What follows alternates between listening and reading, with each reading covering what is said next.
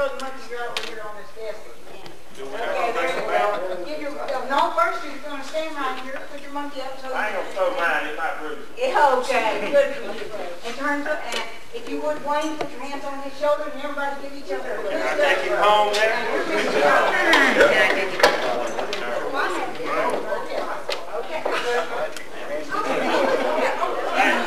Now, I think there's some in here that can get a hat or a monkey. If you haven't had a good Dutch rub, back rub, come on up now.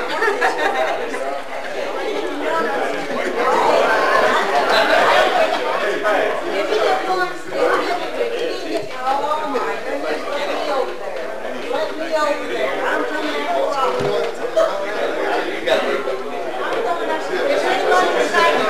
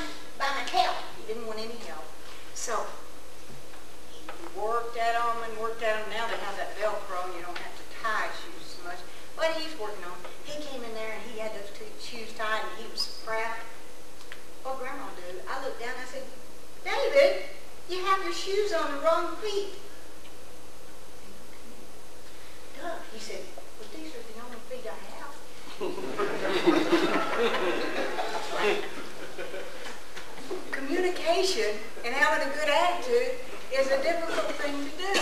But we had our daughter one time, her little puppy got ill, and we had to take it to the veterinarian, and I said, we're taking the puppy to the animal doctor. Well, she watched that veterinarian work on her puppy. Didn't say a word, bore her eyes with his big. Finally, we got back in the car, and she said, that animal doctor looked just like a man. Sometimes what we're saying and what others are hearing are not the same thing. And we have to work on our attitude. Now, you may have noticed, because one's crooked up that direction, when I wear these long Tammy Baker eyelashes. Didn't have to be born with long, beautiful eyelashes like yours, Maxie. Eugene. And is it, what do you call Max? Max, okay. So some of us don't happen to have those. So I was gluing them on, and I did the TV show. He might have told you. And I worked 5 years there in Huntsville doing a TV show, and the air conditioning went out. Now, where I came from in the country, we called it sweat, but they call it perspiration. Now, it started running down to my eyes. This eyelash is fluffing up and down. I looked right in that camera, and I said, this bothering you as much as me. I'm going to take it off. I finished that newscast, one long, gorgeous eyelash and all those stuff. Somebody saw me later and said, I saw you on TV. Well, I'm getting puffy. This little cotton picker from the country. And said, yeah, Charlie, I saw you the day you lost your eyelash on television. We think we're doing something wonderful, and if we don't watch, it might hurt our feelings, and we'll come back with something smart to say to them, and cause everybody to have a bad attitude. But I've learned, hey, one day I was doing a live newscast, and the guy dashed out of the control room over to my news desk and handed me a slip of paper, and I looked right into that camera, and I said, this news bulletin just handed me, there is something green on your teeth.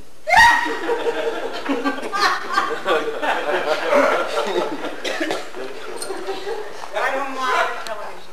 It wasn't a comedy show, but I didn't know it. The people didn't know it. It was supposed to be a serious news show.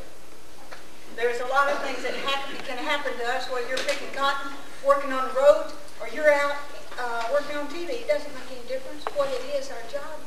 And we're the same person. I mean, when I got married at age 16, didn't have any, wasn't even out of high school. And I go on, maybe I get to go over there to Oxford and get that big degree, you know, that big old, there'll be so many. I used to put, after my name, you know, put my name down, I put MSU. Oh, doesn't that sound important? MSU sounds like some kind of management or master's. Somebody said to me one day, Lisa, what does that mean, MSU? And I said, making stuff up. So sometimes we just make stuff up, you know. It doesn't make any difference if we do it with a good attitude, right? Now, our influence of our attitude, as you saw on page 5, how do we change it? Hey, I learned it from my grandson, and you can learn it too. One day I was talking, okay, so one day I was talking to, riding along, and you know they came out with, I don't know how, Department of Transportation. I don't want to say Department of Transportation instead of Highway Department. Came out with this, got to ride buckled up. So I'm learning how to remember that everybody buckle up. Even the kids have to buckle up even in the back seat. So I was driving along, hit the red light, something went boom into the back floor. I said, David, I told you to buckle up. And I looked around and buckled up. My briefcase had hit the floor. Sometimes we yell at people when they didn't do anything. It wasn't even their fault. He was just real quiet. One little tear came slip sliding down his face. He said, I'm a nice person. Sometimes we have to say we're a nice person, no matter what other people say to us. That we've got to make that decision. Because if we have a good attitude about us, if you were created, and I find out from Nathaniel, were we created in God's image? Yeah, okay. According to Nathaniel in the good book, we were created in God's image. Nobody, you can be you better than anybody else can be you. I have a book back there, Build a Better You, starting now. And by the way, for some of you that came up to me at the break time and said you had loved ones or friends that had lost someone, I have a book at home. If you'll hold that up for them, and anybody would like to have one of those, it's called Emily. That was our daughter's name. Turn around the other way so we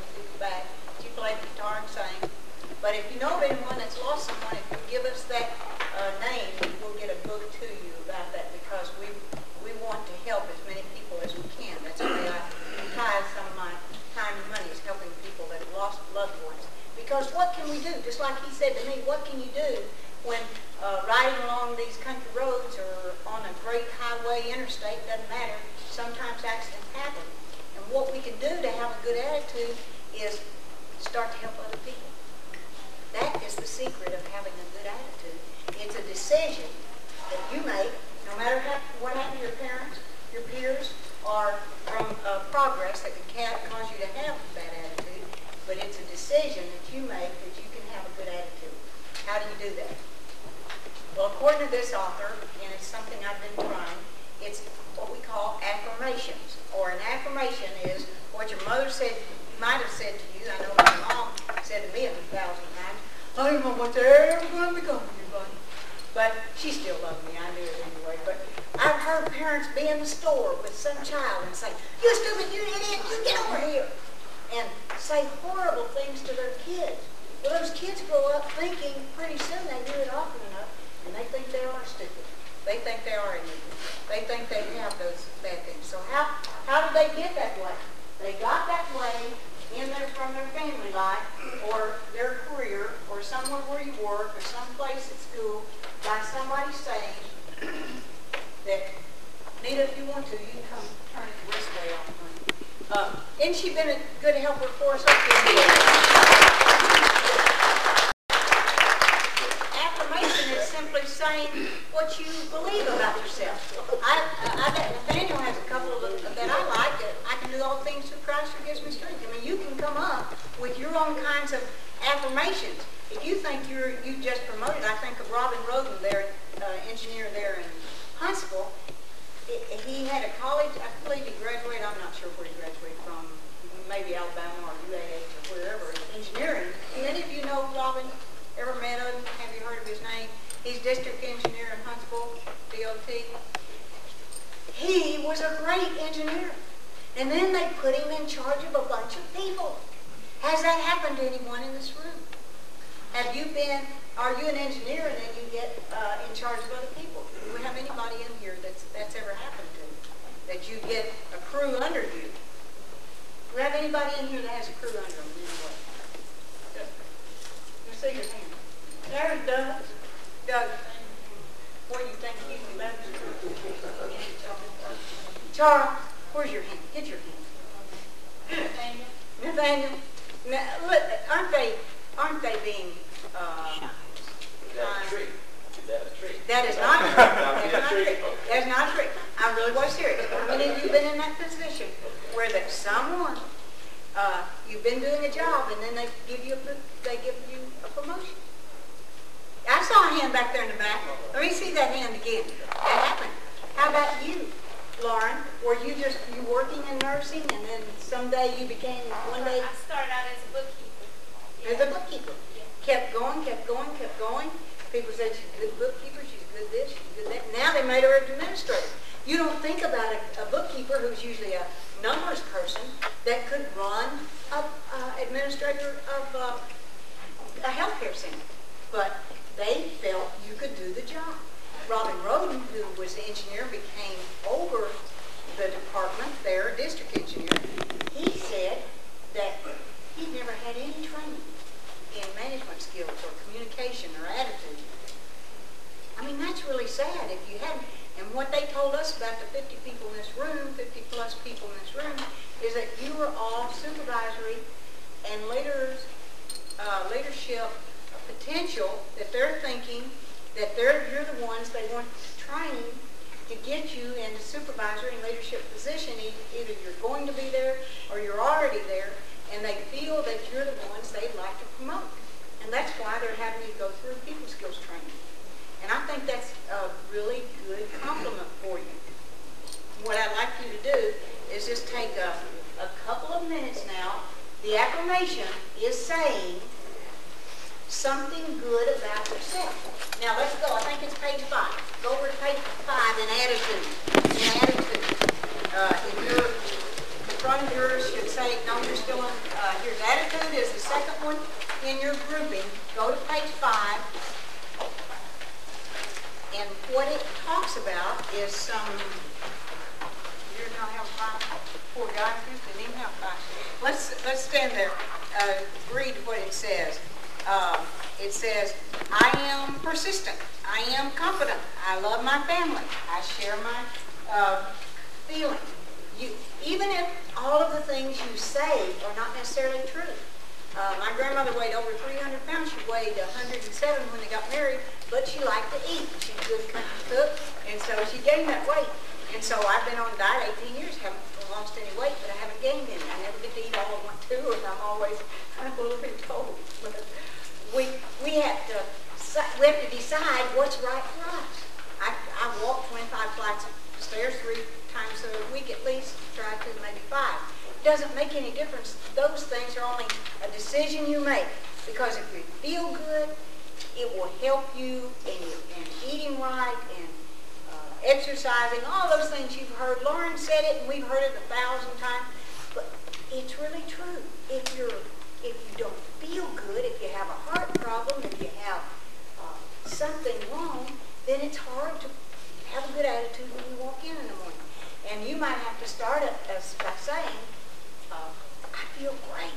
So what I want you to do, everybody stand up for just a moment. Stand up. That's what I want you to do.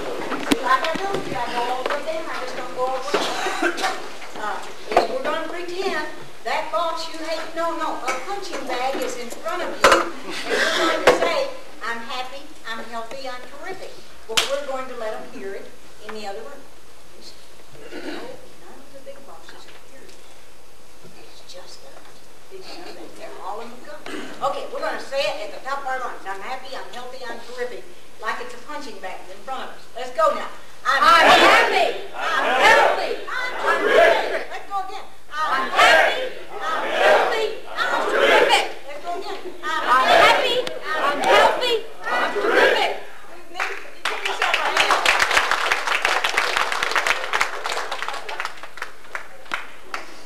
What you'll find out is, if you will say that about yourself, I mean, get into the bathroom in the morning, and your wife might get the straightforward jacket, or your husband, and have you take it away.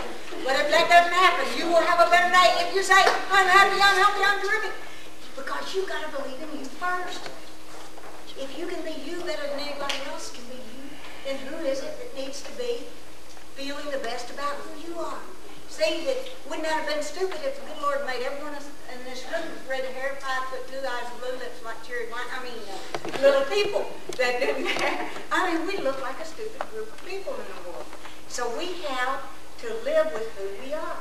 But I bet you've heard of this sermon, God don't make no junk. I mean, that's, we are each what we're supposed to be. We're not supposed to be like anybody else, Lisa. We're supposed to be exactly like we are, Doug. And you know what? He told us he would put more on us than we can take. You were one that he said can be an example. You know what? You blessed me this morning by just being open about your son and what you've been through with your son. See, that makes us have gratitude about the job you're doing with him, but also to help us to not bitch at them. Not complain so much about our own world. We don't need to complain so much about our own world. And one of the things that we do in some seminars, and if we get to do another one, I hope to do, is that we take all of our problems that we can possibly think of, and we put them in a hat. And I call it the crude bucket. And in this crude bucket, we pull out, you can pull out anybody else's troubles except your own. How would you like to be a little red-headed woman from Huntsville, Alabama, that has her foot in her mouth most of the time? Now, that wouldn't be fun, but it's the life the good Lord gave to me. So each one of us, if we look in the mirror each day, we can say, you're a terrific, you're an okay person. That's the secret of a good attitude. The secret is a decision that you're going to save. I can save money. Because a lot of times if we're broke, that makes us feel bad. We go and we stop at the store, and if you're in a carpool and other people are buying a Coke and peanuts, and my dad used to put those peanuts down in the Dr. Pepper bottle. These people don't even remember when the bottle. They used to have bottles, and put peanuts down. Well, and if you don't have the money and everybody else is doing it, it makes you feel bad inside. So how do you help? One of those areas that we said was the finances. You can say, I can save 10% of my money. It's a decision. But when you see, if it's a jar that you get at the store, a glass jar that cooked pretzels came in, I don't care, and start letting that money, every time you get some money, put it in there. I got me a little piggy looking thing that when you put money in, it makes it like a song. I'm still enough of a kid, I like to hear that. You know, it makes me, and then I don't want to get that money out because I know it's hard earned. But if you will make a decision in your financial area and say, I can save money, and even with the situation, maybe that needs to be a Reader's Digest story done, so that a lot of people can hear about prayer. And maybe that needs to be something I write. I've written 8 books, one of those back there. You get $10 at $12.95. But anybody just have to have one. But anyway, instead of midnight. But it could be that we should write Doug's story up and have it in the Reader's Digest or Guidepost magazine, something like that, so he can get some money to help him out. Not to glorify Doug, but to be a good example to other people. That's the wonderful thing about having a good attitude, is if we can be a good example of other people. And sometimes when somebody yells at you, if you can just go over to them and say, Max, I can understand and appreciate how you feel about this. If you will use a kind tone, you know, there's medicine in there that says a soft answer turns away wrath. Right. Try it. Try it tomorrow.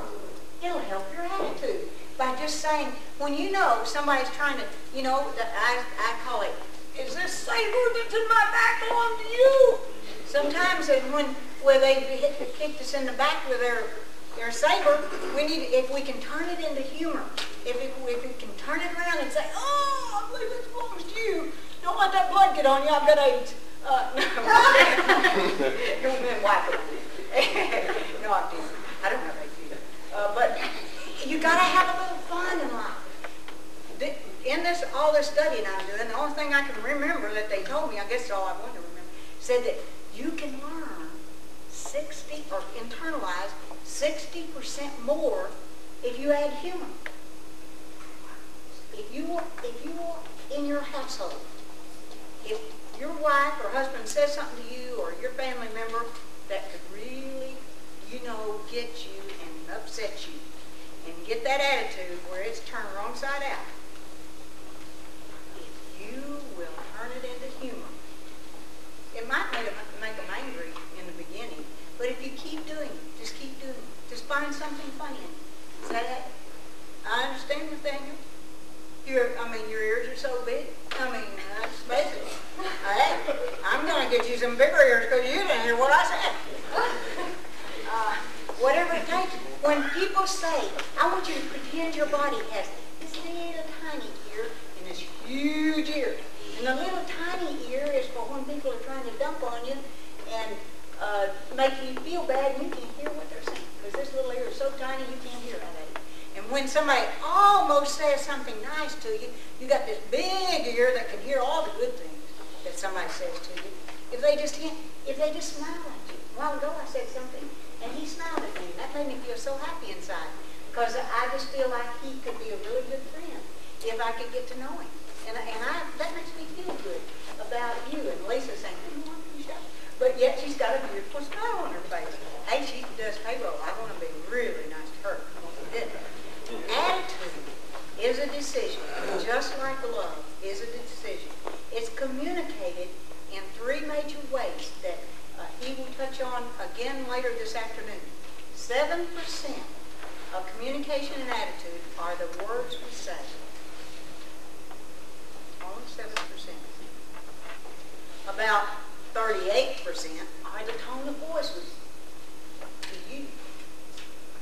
And whatever the rest of that would be, something in the 60s, I guess, to 100% is who's the, oh, she could do that. Lisa, you can add that up real quick. What's 7 and 35 and what would that be? Anyway, quite a bit of that is the body language that we do.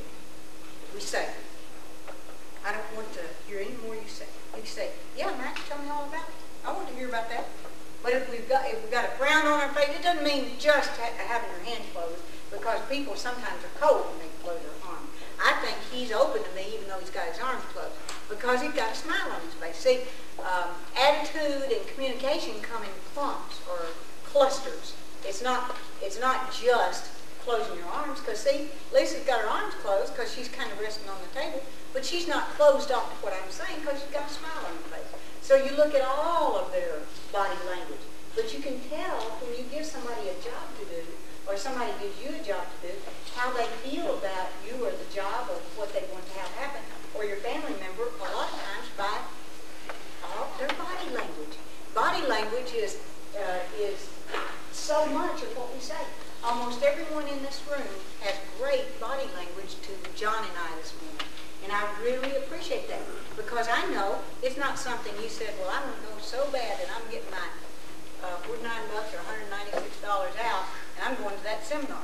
But they thought enough of you that they've had us to go all across the state and to do these seminars for all of you that they're looking at for promotions. Let me tell you a little secret you may not realize.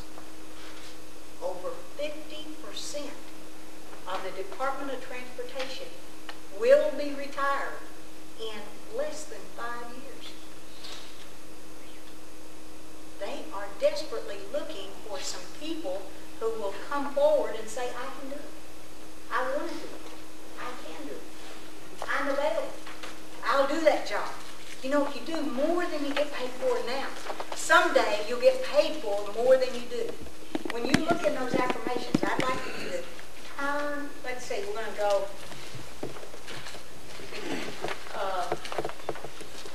by the way, people who have a good attitude, I want to tell you about it. We're going to turn to our neighbor and do something.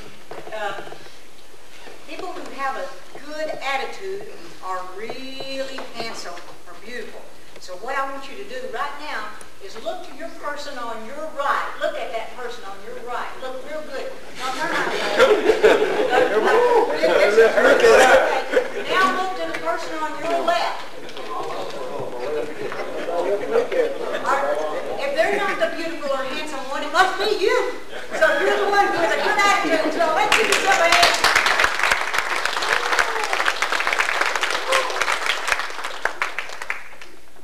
What I want you to do now is turn to, we're going to have these three to work together, and these three, and when there's two, you count off, 1, 2, 1, 2, let's just count off, and then turn to your partner, in this case it'd be your little group, and think of one thing that you can say good about that other person.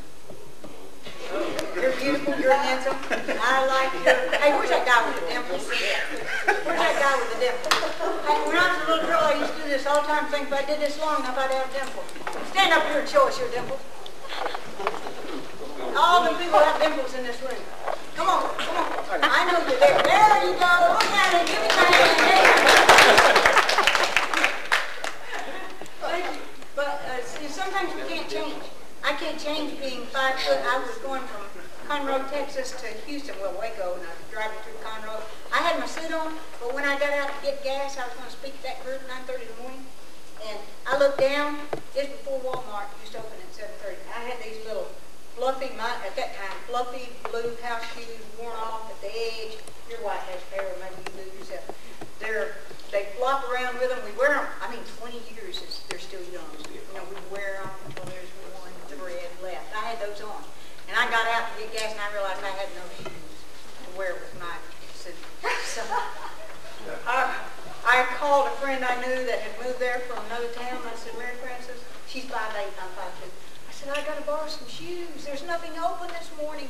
So she comes over there, big, tall, beautiful girl, even almost told me.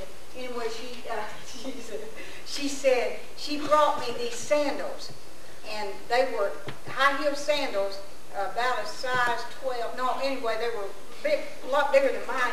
I strapped those babies on and pulled them up tight, tied them up, and I flip-flopped to the front of the room and did my seminar. Does anybody care? Most of the people don't care if you got on your redneck outfit or what you have on, or your mouth and foot, what's that called? That's the word. So, that foot and mouth disease, those things don't matter to us in life. What matters is the kind of relationships that we have with our family, with our parents, with our peers, with the people we work with.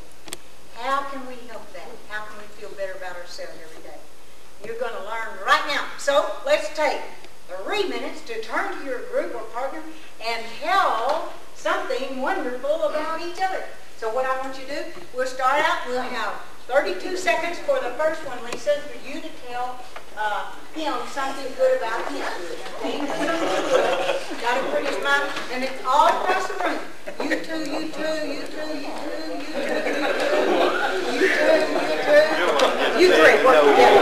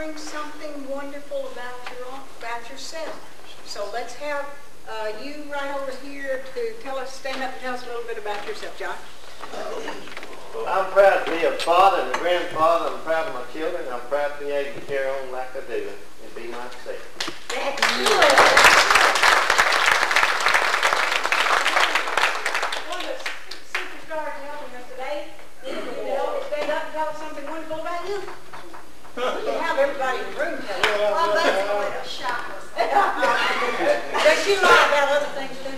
Yes. I work with most of these people. There's a lot of you youngins that I don't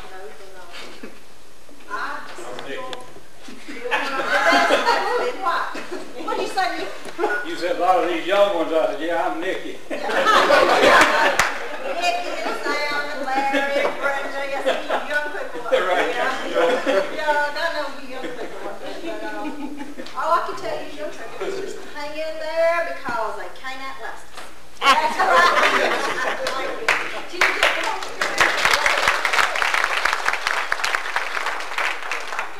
Now, let's hear from you. I know you're here. Nikki, let's hear from you. Oh, Nikki, all right. Where's he? He's left. Go ahead. Get him back in here. You can choose any name you like. Go ahead. I'm just a nice, lovable guy. I just love myself. Okay, good. Let's hear wonderful things about yourself. Go ahead. I'm a good friend and a good mother. All right, that's good. How about you? You were here nice and early this morning. Tell us about yourself. What's something wonderful about you? Just an easy going. Get along with anybody. Get along with it. Well, he's sitting here scared that I'm going to ask one of the things. Come on, come on. I get along with all my bosses so well.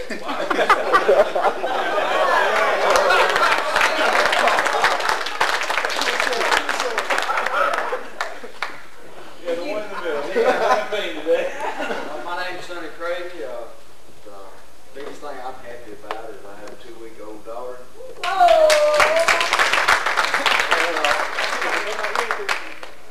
And his face turned red. Glad he's here today. Go ahead. Tell us a little bit about yourself. I'm Steve Marshman. I'm easy to get along with. That's good. How about you? Lucy, come down. My name's Doug Sexton, and I just get along with everybody and be friends with everybody. All right. Good. Ain't much good to tell about me. Just good looking I'm at Rick. I thought he was going to miss that too. He's trying to get under that table. Go ahead. Not what he said. Edwin, let's hear it. Okay. I reckon I'd just be proud to be working the way I am today. And the people that I work with. That's good.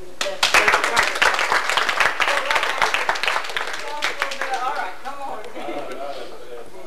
You said your speech. Let's hear from you. Okay, how about you? Tell us a little bit, something wonderful about you, or you can talk about him. I work with him a lot. He's a good-covered book. All right, that's good. Come on down the line. I'm a pawpaw, and I'm proud of it. That's good. How about you? Go ahead. Oh, I like traveling. I'm in the reserve. I get to see what I like most about being in the reserve is getting to see other cultures and talk to people that I never met before. Do a lot of extensive traveling in South America. So I've been to Ecuador, Honduras, Guatemala. I've been to several countries, and I like it. You get a chance to see how people's are. That's good. That's good. Come on, let's hear it from you. Joe Lee. I like meeting different people out in public and all. That's about it. That's good. Larry? I'm Larry Sanders, and I like, I'm Wayne, that's right. not Wayne, Larry. Larry. I don't think everybody gets Wayne out of Larry, but they do. But I just like to be myself, and I hope that whenever I see y'all again, I act just like I do always, you know, and I don't try, wherever I'm at, I try to be the same. And you can't keep up this statue without eating lunch, and it's getting close.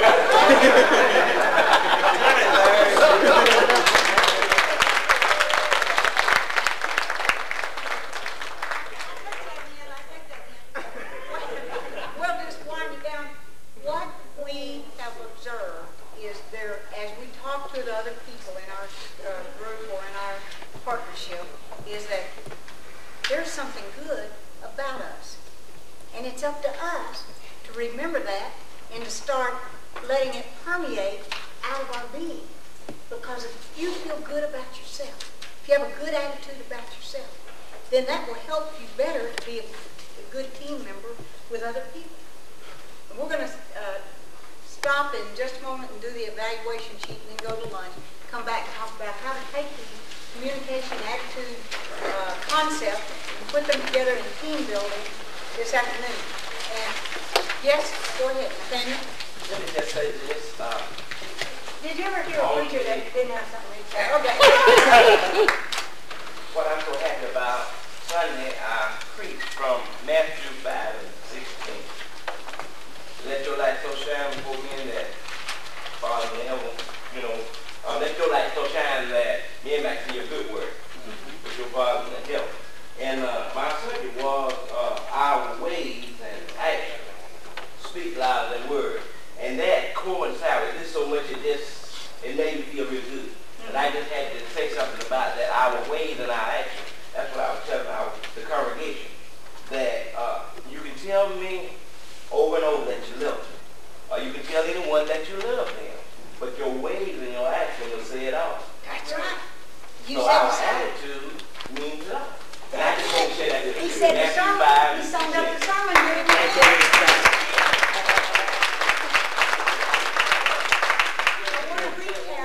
This with a story I call chrysalis. Chrysalis is the stage of change. When a cocoon opens and the butterfly emerges, that's the chrysalis stage. And we each, as you go through this day, some of you will leave this seminar, this day, a different person, because you will get a glimpse of your own greatness. You must get a glimpse of your own greatness. And in this story about chrysalis, I'm going to make it about a little boy, but it could be a little girl.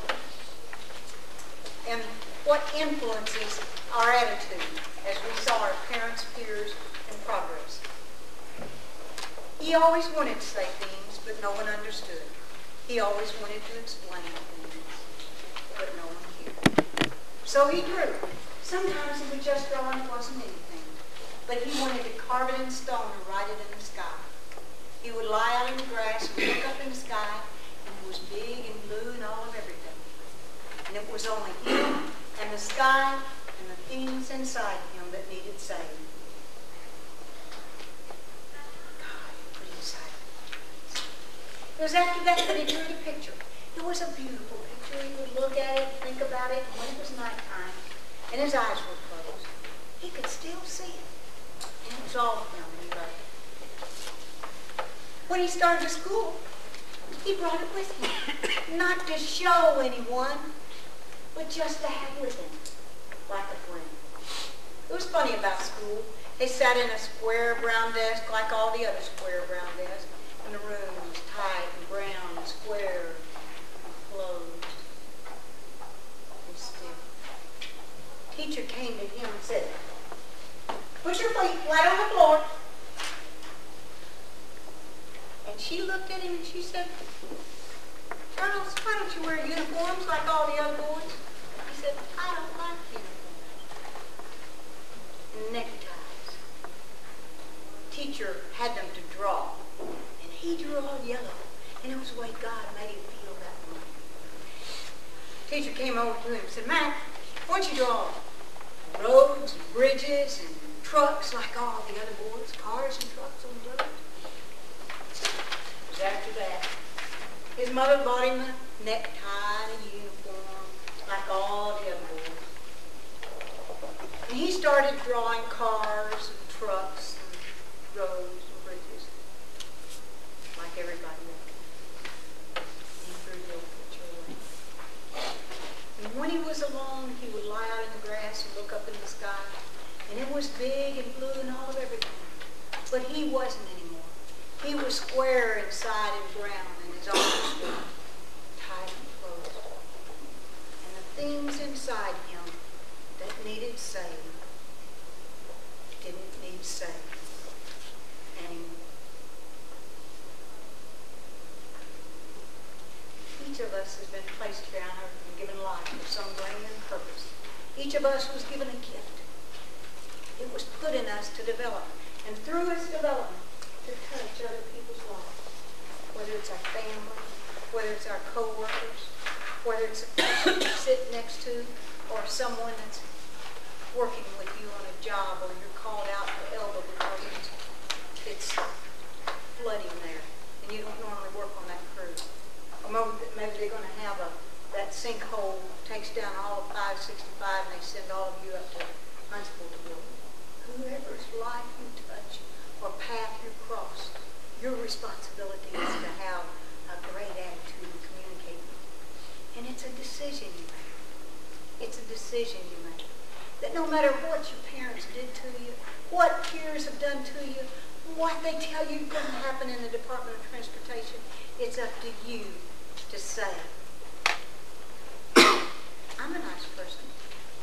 I have a good attitude about me. I like me. Because you must like you. Because there's greatness in each one of you. You must like you. Because liking other people and working as a team that you're going to learn this afternoon starts with your attitude about yourself. The way you communicate how you feel about you and other people. I have a premonition that soars on silver wings, and I know of your accomplishments, Lauren, and other wondrous things. I do not know beneath what sky, nor where you will challenge them. I only know it will be high.